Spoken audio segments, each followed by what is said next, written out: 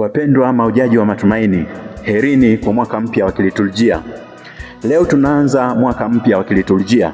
Jumapili ya kwanza ya Majilio mwaka A wa kanisa inaashiria mwanzo wa safari mpya ya imani, kama vile wana wa Israeli walivyoanza upya safari ya kumngojea Masia kwa matumaini, kwa uvumilivu na toba. Majilio ni kipindi cha kusubiri kwa matumaini, kujiandaa kwa toba na kujipiaisha rohoni, tukisubiri kwa furaha maadhimisho ya fumbo la umwilisho, na pia tukikumbuka kumngojea Kristo atakaporudi kwa utukufu. Masomo ya leo yatatupa mwanga juu ya namna ya kuishi kwa kusubiri huku, kwa matumaini, kwa uadilifu na kwa utayari daima. Somo la kwanza, Nabii Isaya sura ya 2 aya ya 1 mpaka ya 5. Nabii Isaya anatabiri wakati wa amani wa siku zile za mwisho, ambapo Mungu atainua mlima wake juu ya milima yote na mataifa yote yatamiminika kwake. Ni taswira ya ulimwengu uliogeuka, watu wakiacha silaha na vita na kuanza kutembea katika nuru ya Mungu. Kwa wana wa Israeli, hili lilikuwa tumaini la kurejeshwa upya kwa amani, haki na uwepo wa Mungu baada ya kipindi cha giza la kisiasa na kiroho. Ilikuwa mwito wa kuachana na upotevu na kuanza safari ya kurudi kwa Bwana. Ndugu zangu, kwetu sisi kipindi hiki cha Majilio kinatualika kupanda katika mlima wa Bwana, yaani kurudi katika maisha ya sala, maisha ya toba na matendo mema. Ni mwito wa kuacha silaha zetu za chuki, kisasi, uongo, fitna na tamaa zisizo takatifu na kuanza kutembea katika nuru. Tunapoanza mwaka mpya wa kiliturujia, tunapokea mwaliko wa kwanza upya safari ya utakatifu. Enendeni katika nuru ya Bwana, ndilo wazo kuu la hili somo la kwanza. Somo la pili, waraka wa Mtume Paulo kwa Warumi sura ya 13 aya ya 11 mpaka 14. Mtume Paulo anaandika barua kwa Wakristo wa Warumi waliokuwa wameonyesha uthabiti wa imani yao mwanzoni, lakini taratibu wakaanza kulegea katika maadili na utakatifu. Paulo anawakumbusha kwamba wokovu huo uko karibu, tofauti na walivyokuwa wakidhani. Usingizi wa kiroho unapaswa kuondoka. Paulo anawahimiza waache matendo ya giza kama vile ulevi, uasherati, ugomvi na wivu, yaani tabia zinazompotezea Mkristo mwanga ule wa ubatizo. Kipindi hiki cha Majilio kwetu ni wakati wa kujichunguza. Je, tupo katika usingizi wa kiroho?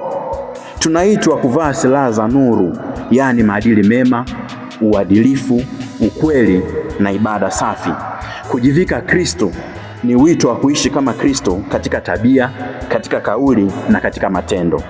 Leo mama kanisa anatukumbusha, amkeni, wokovu wenu ukaribu zaidi. Somo la Injili ya Mathayo sura ya 24 aya 37 mpaka 44. Yesu anahutubia wanafunzi wake juu ya kurudi kwake kwa ghafla. Anawapa mfano wa siku za Noa, ambapo watu waliendelea na maisha yao ya kawaida. Hata wengine walianza kuishi maisha ya anasa bila kujiandaa hadi gharika ilipowadia.